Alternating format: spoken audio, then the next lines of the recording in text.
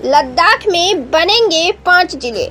अमित शाह ने अपने Twitter account पर पोस्ट कर कहा है कि लद्दाख में 5 नए जिले बनाए जाएंगे। इसके नाम है जॉन्सगढ़, द्रास, साम, नुब्रा और चांगथांग। बीजेपी और कांग्रेस के फोटो पर फरीदाबाद में पोती मिली कालिक। हरियाणा में विधानसभा चुनाव के मद्देनजर चुनाव आचार संहिता लागू है। यही वजह है कि नियमानुसार हर बार की तरह इस बार भी प्रशासनिक टीमें हटाने के काम में जुटी है। इसे चुनाव के दौरान एक रूटीन प्रक्रिया माना जाता है, लेकिन इस बार हरियाणा के फरीदाबाद में सड़कों बीजेपी और कांग्रेस के पोस्टर एवं बैनर पर नेताओं के चेहरों पर काली पोती हुई मिली है। चुनाव आचार संहिता पर अमल के नाम पर नेताओं के पोस्टरों को कालिक से पोतना हैरान करने वाला माना जा रहा है।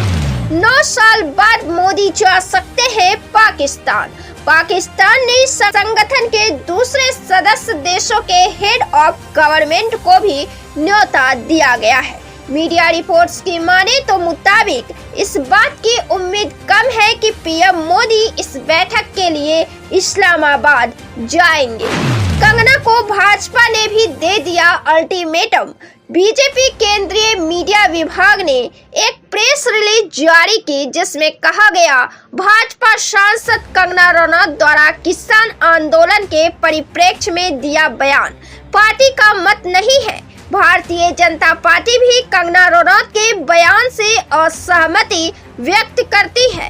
पार्टी की ओर से पार्टी के नीतिगत विषयों पर बोलने के लिए कंगना रनौत की ना तो अनुमति है और न ही बयान देने के लिए अधिकृत है। भारतीय जनता पार्टी की ओर से भी कंगना रनौत को निर्देशित किया गया है कि वे इस प्रकार की कोई बयान भविष्य में न दे। भारतीय जनता पार्टी सबका साथ, सबका विकास, सबका विश्वास और सबका प्रयास, सामाजिक समरसता के सिद्धांतों पर चलने के लिए कृत संकलित है। यूपीएस पर होगा आंदोलन। यूनिफाइड पेंशन स्कीम का बिहार हेल्थ सर्विस एसोसिएशन ने विरोध किया है। बड़े आंदोलन की चेतावनी दी है। प्रवक्ता डॉक्टर वी कुमार ने कहा कि यह सिर्फ शिगुफा है। इससे कर्मचारियों, पेंशनधारियों को कोई लाभ नहीं होगा। इसको वापस ले, केंद्र सरकार और ओल्ड पेंशन स्कीम लागू करे।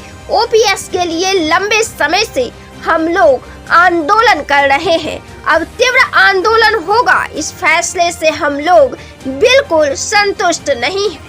बिहार में इसको बिल्कुल लागू नहीं किया जाएगा। इंडिया गठबंधन से नीतीश क्यों हुए अलग? अशोक चौधरी ने किया सीक्रेट खुलासा, मच जाएगा बवाल।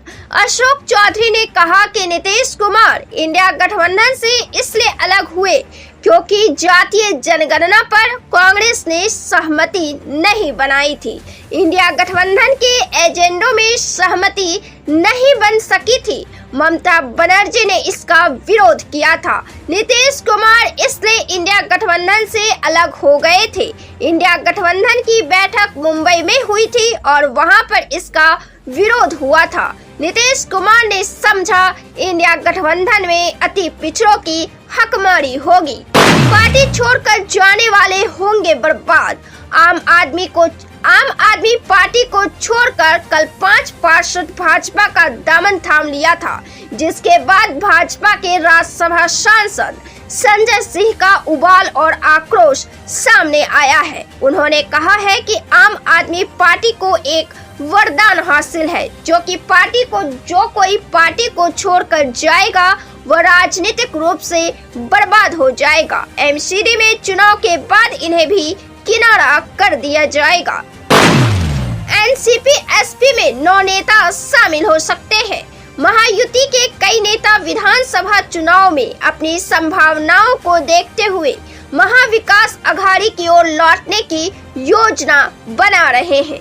आने वाले दिनों में कई बड़े नेताओं की वापसी की उम्मीद की जा रही है। एनसीपी एसपी में 9 नेता शामिल हो सकते हैं। मोहन यादव ने डिलीट कर दिया ट्वीट।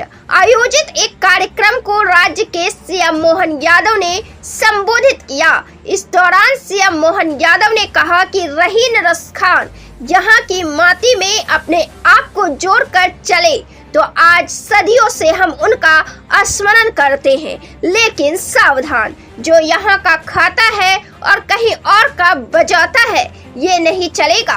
भारत के अंदर रहना होगा तो राम कृष्ण की जय कहना होगा। हालांकि सीएम मोहन यादव ने बाद में ट्वीट को डिलीट कर दिया। जम्मू कश्मीर के गठबंधन पर छत्तीसगढ़ के उप मुख्यमंत्री का अटैक।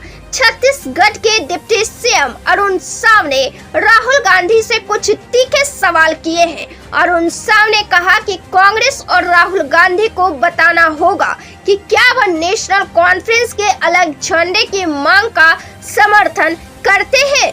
अरुण साव ने कहा, राहुल गांधी को बताना पड़ेगा कि क्या कांग्रेस नेशनल कॉन्फ्रेंस की तरह 370 की वापसी कर जम्मू कश्मीर में फिर से दहशतगर्दी और आतंकवाद के दौर को वापस लाना चाहती है। कांग्रेस को यह भी बताना होगा कि क्या कश्मीर के युवाओं से वार्ता करने की जगह पाकिस्तान से वार्ता करके जम्मू कश्मीर में आतंकवाद का दौरा वापस लाना चाहती है।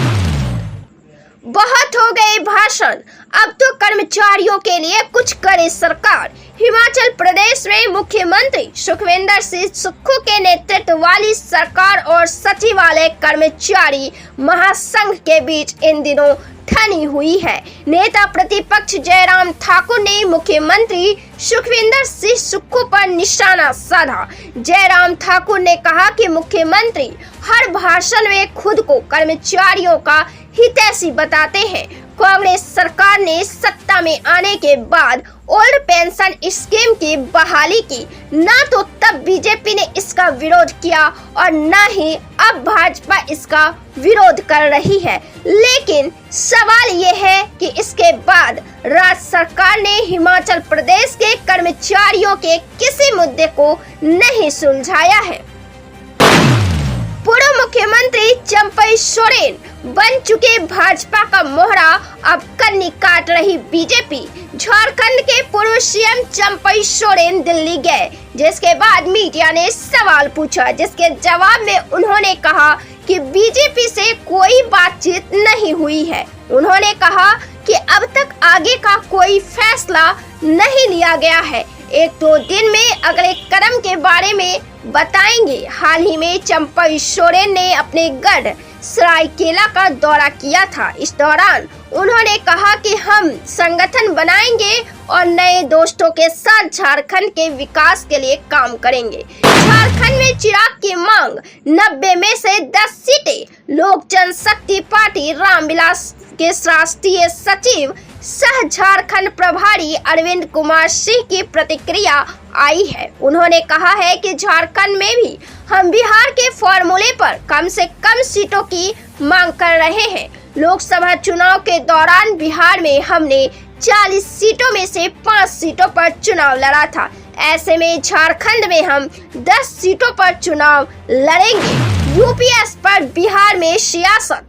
जेडीयू सांसद देवेश चंद्र ठाकुर ने कहा कि यूनिफाइड पेंशन स्कीम बहुत अच्छा है। इस तरह के स्कीम की मांग पेंशनधारियों की ओर से लंबे वर्ष से की जा रही थी। केंद्र सरकार के इस फैसले से पेंशन पाने वाले एवं सरकारी कर्मचारियों में काफी खुशी है। इस सवाल पर कि कुछ कर्मचारी संगठन इसका विरोध कर रहे हैं, इस पर उन्होंने कहा कि हर व्यक्ति हर चीज से संतुष्ट नहीं रहता है, लेकिन ज्यादातर लोग इस स्कीम के पक्ष में हैं। विपक्षी दलों का यह कहना कि उनके दबाव में इसको लाया गया, इसके जवाब में कहा कि मैं इससे सहमत नहीं हूं। जब यूपीए की सरकार थी तब क्यों नहीं लागू किया गया था। कांग्रेस विफल, भाजपा सफल, असल हिसाब तो होगा रिजल्ट में। हरियाणा के मुख्यमंत्री नायब सिंह सैनी ने कहा कि भाजपा अपने वादों को पूरा करती है। उन्होंने कहा कि बीजेपी के नेतृत्व वाली राज्य सरकार ने अपने 10 साल के कार्यकाल के दौरान कई जन कल्याणकारी फैसले लिए हैं। उन्होंने कहा कि कांग्रेस सत्ता में रहते हुए अपने वादों को पूरा करने में विफल रही, जबकि भाजपा ने अपने वादों को पूरा किया है। तो ऐसे ही तमाम पॉलिटिकल खबरों से बने रहने के लिए देखते रहें प्रेस बिहार। वीडियो को लाइक करें, शेयर करें और चैनल को सब्सक्राइब जरूर से कर लें।